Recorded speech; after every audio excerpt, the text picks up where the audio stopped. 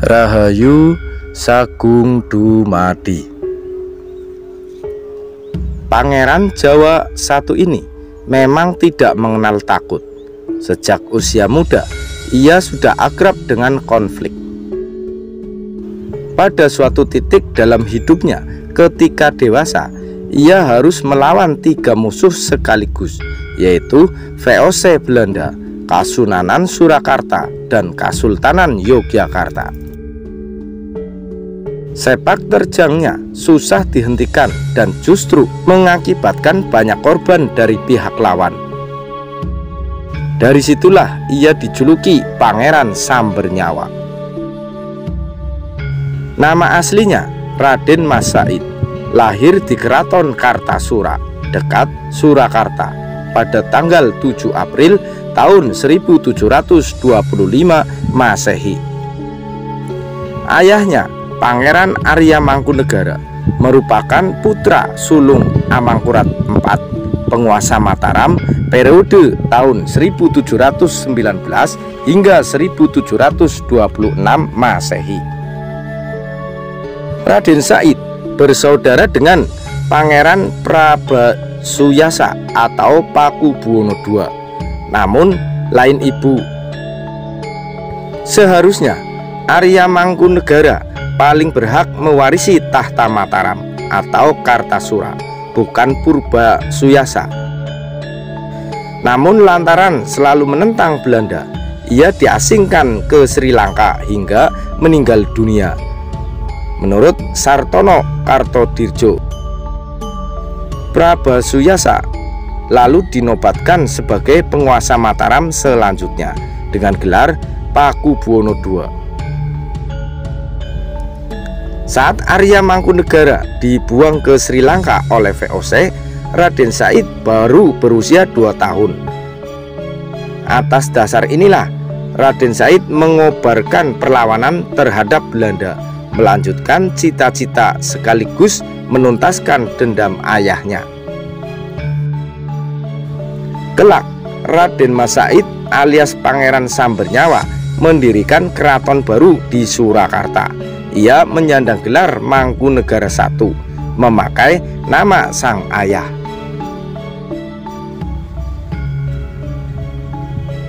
Kala itu, Kartasura berada di bawah pimpinan Pakubuwono II.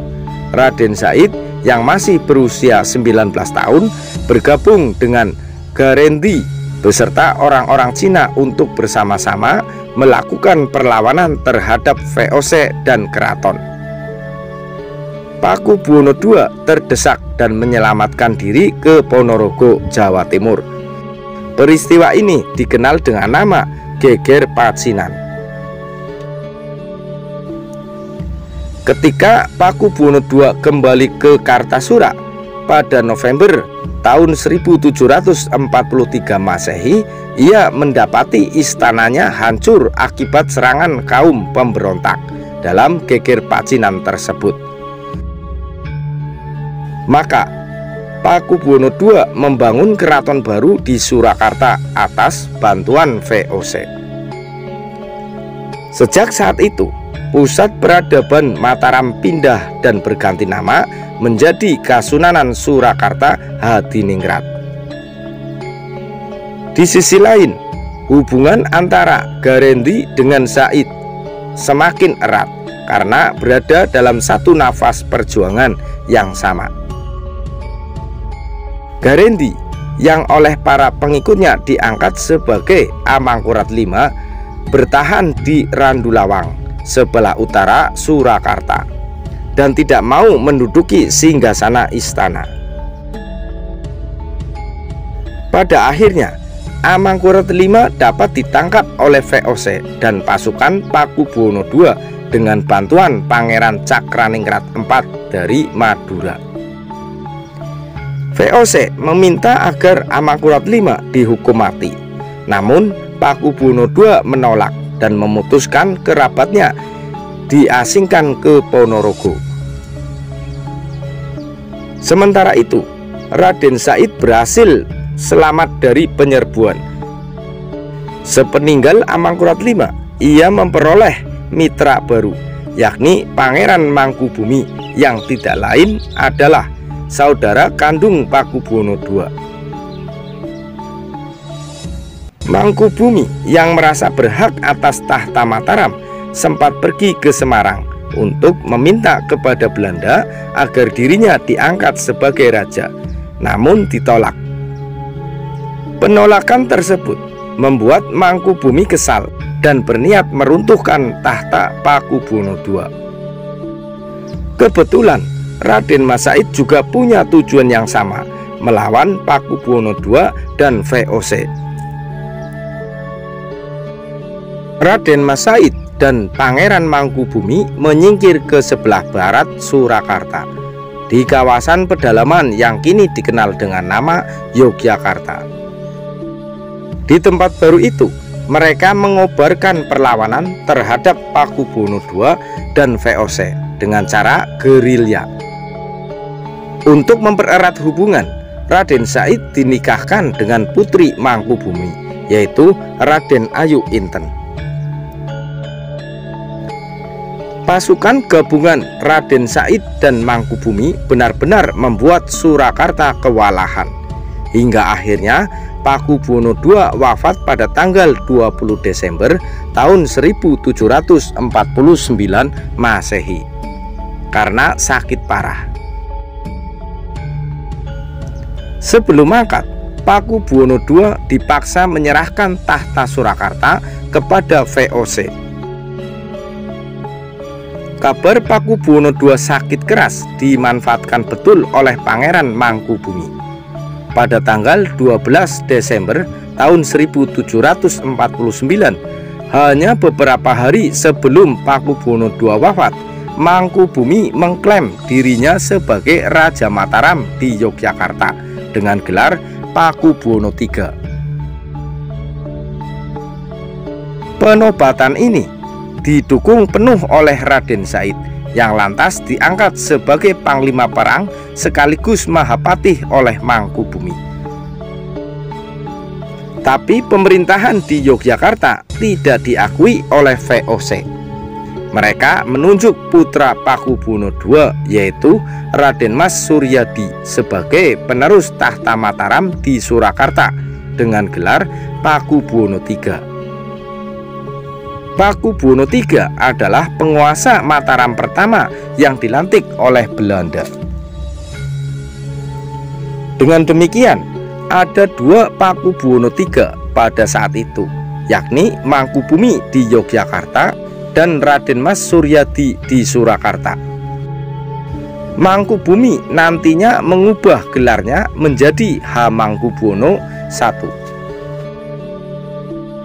Mangkubumi dan Raden Said terus melakukan perlawanan terhadap VOC dan Pakubuwono III selama beberapa tahun. Ribuan prajurit Belanda tewas akibat ulah pasukan dari Yogyakarta ini.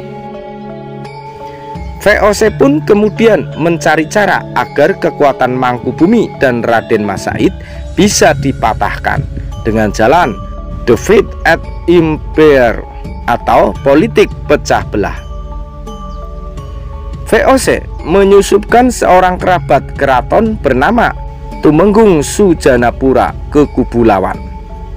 Sujanapura berkata kepada Raden Mas Said bahwa sebenarnya Mangkubumi tidak suka kepadanya dan khawatir dikhianati. Atas hasutan ini, Raden Mas Said bimbang dan akhirnya memisahkan diri dari pasukan Mangkubumi.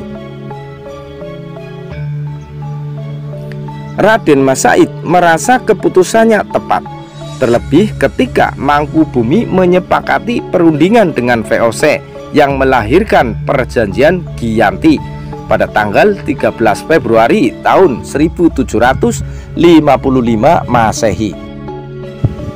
Isinya adalah Mangkubumi memperoleh separuh wilayah kekuasaan Pakubuwono III dan diakui sebagai penguasa Yogyakarta dengan gelar Hamangkubuwono I. Sejak saat inilah Kesultanan Yogyakarta resmi berdiri. Dengan perjanjian Giyanti, Raden Mas Said kini berjuang sendirian dikeroyok 3 kekuatan besar, yaitu VOC Pakubuwono III dan mantan sekutu juga paman sekaligus mertuanya sendiri, yaitu Hamengkubuwono I di Yogyakarta. Raden Mas Said memang sangat menentang perjanjian Giyanti yang dianggap telah memecah belah kepemimpinan di Jawa. Namun Raden Mas Said pantang menyerah dan terus-menerus melakukan perlawanan. Sepak terjangnya yang mengerikan ini membuat Nicholas Hartig, gubernur VOC untuk wilayah pesisir utara Jawa, menjulukinya sebagai Pangeran Sambernyawa. Setidaknya ada 3 pertempuran besar yang dilakoni Raden Mas Said dan pasukannya dalam periode itu. Pertama, di desa Kasatrian dekat Ponorogo pada tahun 1752 Masehi menghadapi pasukan gabungan VOC dan Kasunanan Surakarta serta Kasultanan Yogyakarta. Dikutip dari Sambernyawa Menggugat Indonesia tahun 2011 yang disusun Suryo Sudibyo Mangkuhadiningrat, menyebut dari pihak Raden Mas Said hanya kehilangan nyawa 3 orang, sedangkan 29 orang lainnya luka-luka. Dari kubu musuh sebanyak 600 orang tewas. Kedua, pasukan Said berhasil mengalahkan tentara VOC pimpinan Kapten Van der Pol di hutan Sitakepiak, selatan Rembang pada tahun 1756 Masehi. Ribuan prajurit bantuan yang dikirim Hamengkubuwono I dari Yogyakarta juga dapat dipukul mundur. Kapten Pol bahkan tewas, kepalanya dipenggal oleh Raden Mas Said. Pertempuran besar ketiga terjadi setahun kemudian.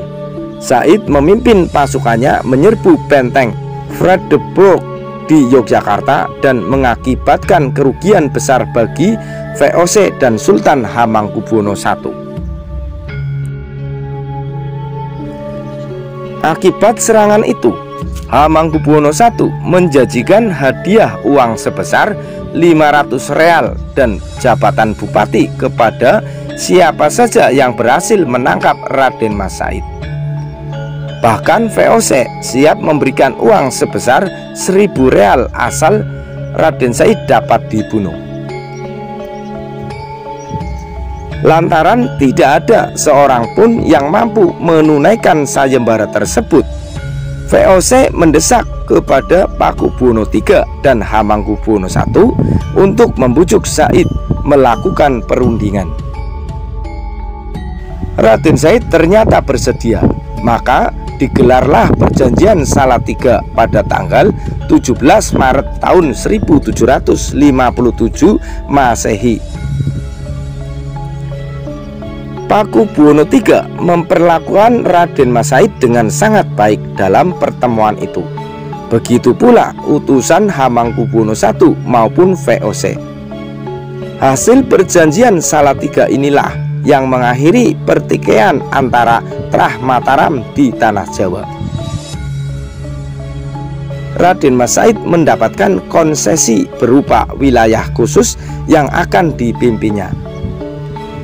Sejak saat itu muncul kerajaan ketiga, yaitu Kadipaten Mangkunegaran, yang hidup berdampingan dengan Kasunanan Surakarta serta Kasultanan Yogyakarta.